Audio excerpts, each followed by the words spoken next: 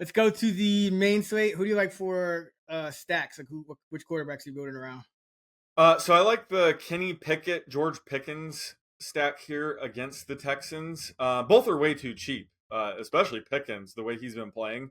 But Pickett tends to do much better against zone, and the first three opponents they face play man at a higher rate, and they get the Texans that play zone at a top 5 rate. So I think a lot of people are going to be on Pickens, but not many will stack him with Pickett. So I like going for the full stack here.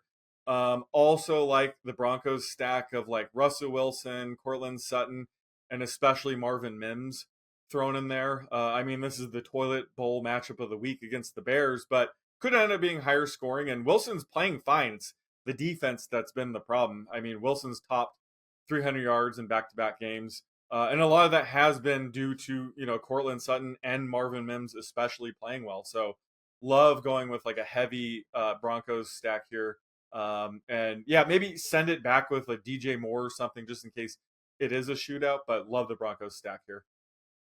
Yeah, definitely. Russ is too cheap. I think Sutton's way too cheap. Judy is the one they keep pricing up, but Yeah. Sutton and Mims, I think as downfield guys Yeah. are more valuable in stacks. I like Matthew Stafford, Puka Nakua, Tutu Atwell yet again. Like these have been, guys just locked into their target shares, and because they played on Monday night, the prices are still pretty low. Stafford's 5,700 on DK, Puka's 6,700, and Tutu Atwell is 5,500. So very affordable stack there that I like. Andy Dalton, if he starts again, I like him with Thielen and DJ Chark. Looks like Mingo is going to miss. We usually concussion protocol is usually taking a guy at least a week now these days. Yeah. Like they're usually missing that week. So, Chark played pretty much every snap. Thielen's in his revenge game and he's been playing well.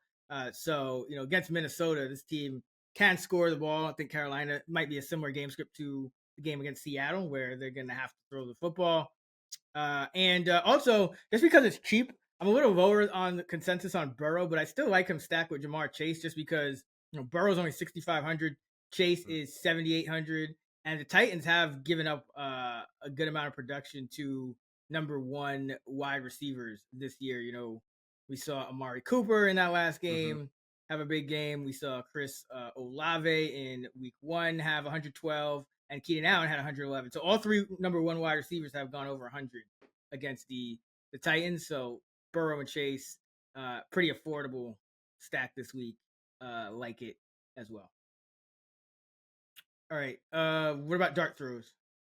So at quarterback, assuming Derek Carr's out, which I think is a fair assumption right now, Jameis Winston, another revenge game, the week of revenge games. Brandon Cooks as well, but I think that's every week at this point. But Winston's only 5,300, and just love using him in this potential spot start.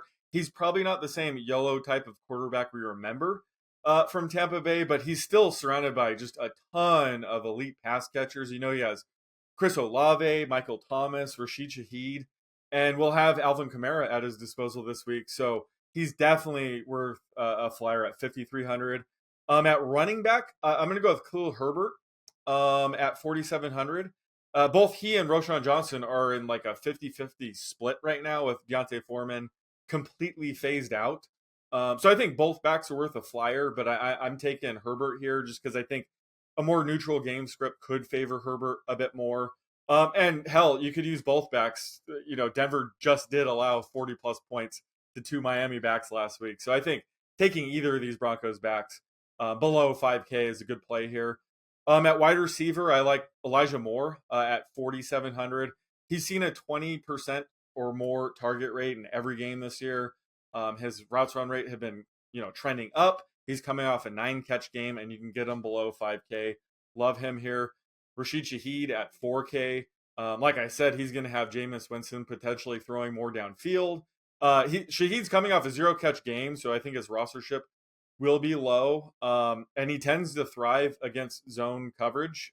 He ranked 6th highest in yards per route run against zone last year, and Tampa Bay's been playing zone at the 4th highest rate this year. So it could be a blow-up spot for Shaheed. And at tight end, I'm going for the most ultimate dart throw of all time. Julian Hill at 2,500. This guy has not made a catch yet in his NFL career, but last week he had a 70% routes run rate for the Dolphins. I don't know why. Maybe it was the blowout. Maybe he already leapfrogged Durham Smythe. I don't know why he was running so many routes, but River Craycraft might miss time, so there could be some more targets underneath. But anybody running 70% routes on this Dolphins offense, I'm interested in at 2,500. So he's worth a flyer in like some massive GPPs just in case he has a big game. But Julian Hill could be a surprise play this week. Yeah, I thought I saw him get a target in the red zone too. Might have even been in the end zone last week. So yeah, that is interesting that he.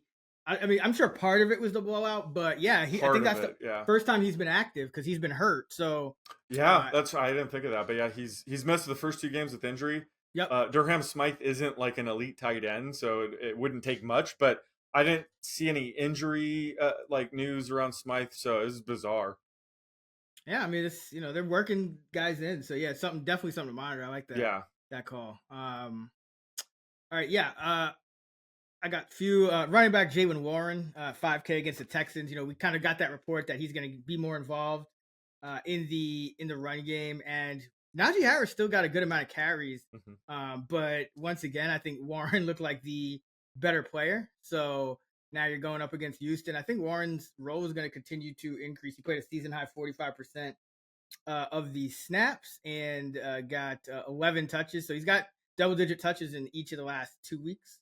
Has Warren, so like him at 5K against the Texans, and then it looks like Gus Edwards is in concussion protocol, which again usually means a missed game. And I heard Justice Hill's injury may be multi-week, so if both of those guys are out, Melvin Gordon is 4,900, Kenyon Drake is 4,400. The Browns have been pretty good against the running back, so they're not like smash plays or anything, but especially Gordon, I think he was the guy that was next in line after Gus. And he looked pretty good doing some things in the pass game as well. So I think Gordon is a guy who probably will get some time this week, regardless of what happens, because I doubt both Hill and Edwards play, but I doubt it looks like both of them may miss this game. So keep an eye on those Ravens backs. Josh Palmer at wide receiver at 4K, way too cheap. And Quentin Johnson at 3,300. He's going to be the number 3 now. So worth investing in as well. DJ Chark at 4K against the Vikings.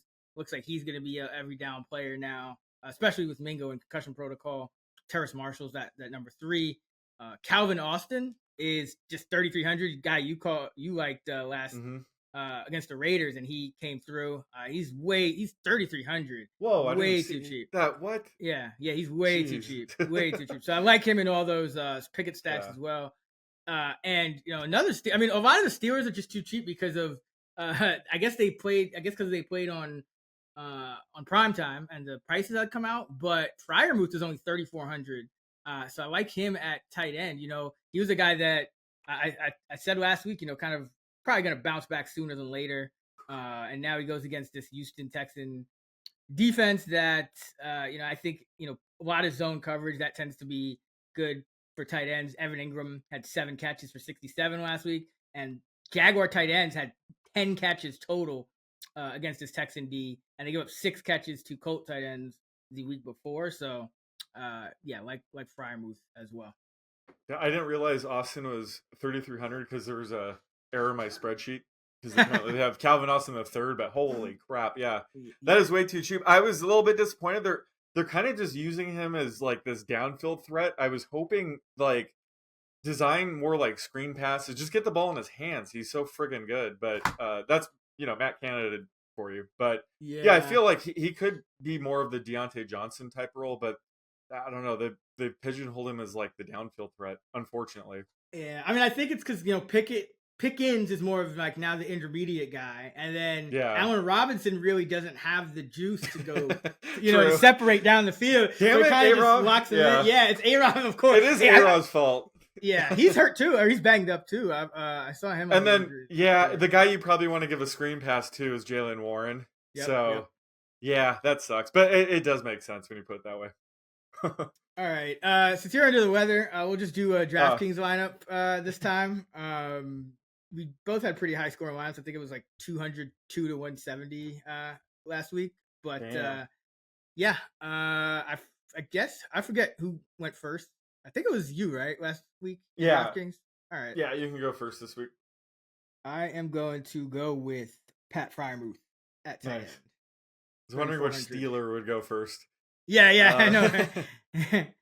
I'm gonna go with Puka Nakua at 6,700. And you know I got to go Tutu Atwell at 5,500 Yeah. just to stay in the neighborhood here.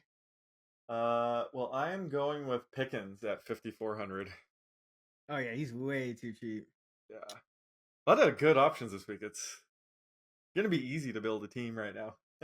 Yeah, too easy. Okay. Give me Zach Moss at 6K. Nice. Oh man. Yeah, screw it. I'll do it. Give me Kyron. I knew it. Kyron and Puka in like That's a cash based lineup will be a really high floor play. So yeah. I'll go to Mari Cooper at 6,100 against the Ravens. Nice. And he's at home. He's at home too. That's always big with him. Oh yeah. Oh, I didn't. Oh yeah. Oh, massive home and away splits. Yeah, he's been. I mean, he's been these last 2 weeks. I know he's kind of banged up week 1, but he's been pretty consistent here. And yeah, like coming in this matchup against the Ravens, who's still banged up. Corner. All right, who you got? Keenan Allen, 7,900 against the Raiders. I think they were the team talking shit to him last year. So he's gonna have a big game anyway. But even more reason for him to go off. But 18 catches, 215 yards last week. Ridiculous. Was that? Yeah. Remember you and Freeman's epic 15-minute debate? Yeah, I was on watching? Keenan. He was on. It was Keenan Allen versus AJ. Keenan Allen versus AJ Green. Yep. Where are they now? Well, I know where one of them is. I don't know where the other one is. I'm actually I'm doing a pod with Freeman tomorrow, so I'll tell him you said hello. Oh, you have to bring it up. Tell myself what's up. Okay, you got Keenan. I will go with. I'll go Jamar Chase at 7,800. Nice. Need a stud wide receiver. He's too cheap, I think, against this Tennessee team that's given up 100 plus to every number one. Okay, where you going? You got what, four spots left or 5? You still got 5 spots. I have 5 spots left. Okay. Yeah. Damn. I'll just take a defense now to get it over with. I'll go with the Browns. 2,800. That's a good spot. Yeah. Especially if both offensive linemen are still out. Could be a big game. Yeah. So I have 5,300 remaining per slot after that. Yeah, so do I. But I got for quarterback, running back, flex, and defense. Let me see. What do I need? I'll go Damian Pierce, 5,100. Nice. He is facing the Steelers defense that's been one of the worst run defenses in the league through 3 weeks, and his price has come way down. So yeah, go Damian. Damn, tight end is rough. I'm pissed that you got Freiermuth. Like Zach Ertz at 3,200 can't do that anymore. It looks like Trey McBride's making it more of a committee. Don't want to spend up. I'm gonna take a bit of a gamble and go with Hayden Hurst at 3,300. Assuming like Mingo's out, but he does much better against zone. So they're playing the Vikings. So hoping for some signs of life from Hurst, but let's go with him. Now I have 6K remaining for my quarterback, running back, and flex. I have 53.66, but I have quarterback, flex, defense. So let me. I'll go quarterback. I'll go Herbert, 7,800 against the Raiders. Got to black your Keenan Allen. Yeah, no kidding. All right, let's see. Playing out some scenarios here. I think I'm going to lock in Kenny Pickett. Okay. At 5,100 and then go from there. I'll go Adam Thielen at 4,500. So can block your Hayden Hurst or counter it, I should say. But I do think he's a little too cheap for this revenge game. He's been with Dalton. I think it gives him a little better chance to put up decent numbers too. Yeah. So hopefully Dalton starts again. But all right, where are you going? Yeah, I'll do that. I'm gonna go cheap at running back. I'm gonna go with Khalil Herbert at 4,700 against the Broncos, and then I have 8,100 left for my flex. Okay. I just have defense left, so I'll go with the New Orleans Saints at home against the Bucks. The Saints defense hasn't allowed more than 18 points in any game. They are sixth best in terms of yards per play allowed. So, and they're getting turnovers at the tied for the seventh highest rate. So, like the Saints D, 3,600, a little below some of the top defenses. Not quite as cheap as yours, but yeah. Yeah. So I have 200 left on the table. So I can either go with like AJ Brown or Tony Pollard, and I have them projected pretty close.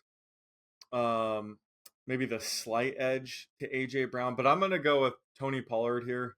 Okay. Home game against the Patriots. Do like his upside there, so let's go with Tony Pollard to close things out. All right, what do you got for the team?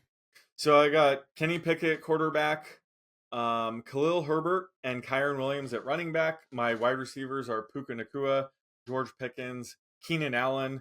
Tight end, I went with Hayden Hurst.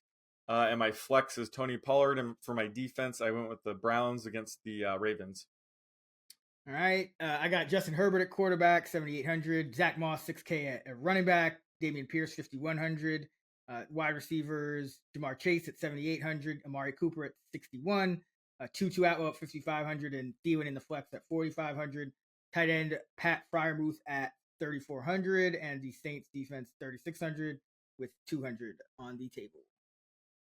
All right, that is going to do it for us. We'll take a week off from doing FanDuel since Sean is, questionable for week 4.